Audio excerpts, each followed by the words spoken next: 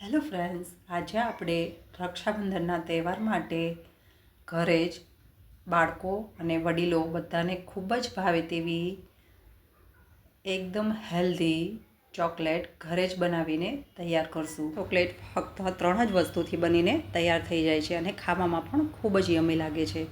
તો આ ચોકલેટ બનાવવા માટે પોચો ખજૂર જે આવે છે તે મેં 1 બાઉલ આ રીતે સીડ દૂર કરીને તૈયાર કરી દીધો છે. ત્યાર પછી 1 કપ આપણે તૈયાર જે ખારી સિંગ આવે છે તેને ફોતરા ઉતારીને લીધી છે. ત્યાર પછી ડાર્ક ચોકલેટ આપણે અંદાજે 150 ગ્રામ લેવાની છે. તેની જગ્યાએ તમે સાદી ચોકલેટ પણ લઈ શકો છો. 4 થી 5 ચમચી તલ આપણે આ રીતે શેકીને કડક કરીને લઈ લેવાના છે. હવે મિક્સરના જારમાં આપણે તૈયાર કરેલી ખજૂરને અને ખારી સિંગને આપણે એકદમ દરદરા પીસી લેવાના છે. આપણે તેનો એકદમ ઝીણો પાવડર નથી કરવાનો, આ રીતે એકદમ દાણેદાર આપણે પીસીને તૈયાર કરી દેવાનું છે. તમે જોઈ શકો છો કે આપણો ભૂકો એકદમ દાણેદાર બનીને તૈયાર થઈ ગયો છે.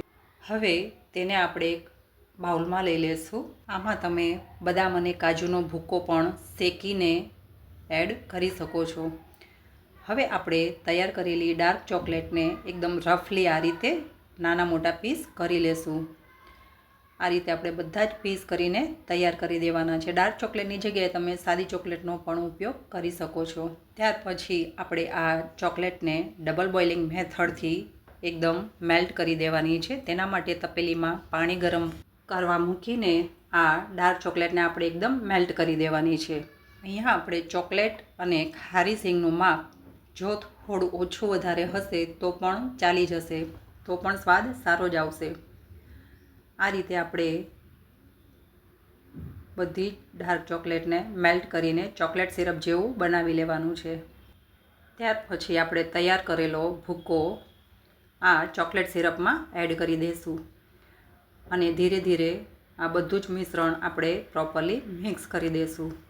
આમાં તમે તમારી ચોઈસ મુજબના dry fruits, nuts, pumpkin seeds, watermelon seeds કંઈ પણ તમે ઘીમાં થોડું રોસ્ટ કરીને મિક્સરમાં ભૂકો કરીને એડ કરી શકો છો. આ 2 જ વસ્તુથી પણ આ ચોકલેટ ખૂબ જ યમી લાગે છે. હવે આ બધું પ્રોપરલી મિક્સ થઈ ગયા પછી એક ડીશમાં બટર પેપર મૂકીને આ ચોકલેટ બેઝને આપણે એકદમ સરસ સ્મૂથ શેપ આપી દઈશું. તમારી પાસે ચોરસ મોલ્ડ હોય તો તેમાં તમે આ ચોકલેટ બેઝને નાખીને આ રીતે બેલેન્સ કરીને ચોરસ શેપ આપી શકો છો. અહીંયા મેં ડીશમાં જ રેડી કરી દીધું છે. હવે શેકેલા તલને આપણે ઉપર સ્પ્રેડ કરી દઈશું. હવે આ ચોકલેટ બેઝને આપણે 10 મિનિટથી 15 મિનિટ માટે ફ્રીઝમાં મૂકીને જમાવી દઈશું. 10 મિનિટ બાદ આપણી ચોકલેટ સરસ મજાની સેટ થઈ ગઈ છે. ત્યારબાદ હવે તેને કટ કરવા માટે આપણે ચપ્પાને પહેલાં ગરમ પાણીમાં આ રીતે ડીપ કરી દઈશું. આ રીતે 1 મિનિટ ગરમ પાણીમાં ચપ્પુ મૂકવાથી આપણી ચોકલેટ સરળતાથી કટ થઈ જશે. ત્યારબાદ આપણે આ રીતે તૈયાર કરેલી ચોકલેટને ચોરસ શેપ આપવા માટે બોર્ડરનો ભાગ કટ કરી લેશું. આ રીતે તમે બોર્ડરનો ભાગ દૂર કરીને સરસ તમારા ચોઈસ મુજબ નાના મોટા શેપ આપી શકો છો. અહીંયા આપણે મીડિયમ સાઇઝના ચોરસ કટ કરવા માટે આ રીતે પહેલાં ઊભા કટ લગાવી દઈશું અને આપણી ચોઈસ મુજબ નાના મોટા ચોરસ આપણે ટુકડા આ રીતે કરી લેવાના છે. આ ચોકલેટ આપણે બનાવવા માટે સિંગદાણા અને તલનો ઉપયોગ કર્યો હોવાથી ખાવા માટે ખૂબ જ હેલ્ધી બનીને તૈયાર થાય છે. જો આવી જ હેલ્ધી ચોકલેટ ઘરે બનાવીને બાળકોને આપશો તો ચોક્કસ એ લોકો બહારની ચોકલેટ ક્યારેય પણ નહીં માંગે.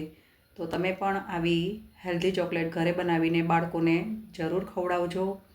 રક્ષાબંધન પર કે કોઈ પણ તહેવારમાં બહારની સ્વીટ કે ચોકલેટ્સ લાવવાની જગ્યાએ તમે આ રીતે હેલ્ધી ચોકલેટ્સ બનાવીને તહેવારની ઉજવણી કરી શકો છો. તો મારી સાથે તમે પણ આ વર્ષે રક્ષાબંધન પર બનાવો ઘરની સ્વીટ્સ, ઘરની chocolate. Stay healthy, stay happy. Happy Rakshabandhan.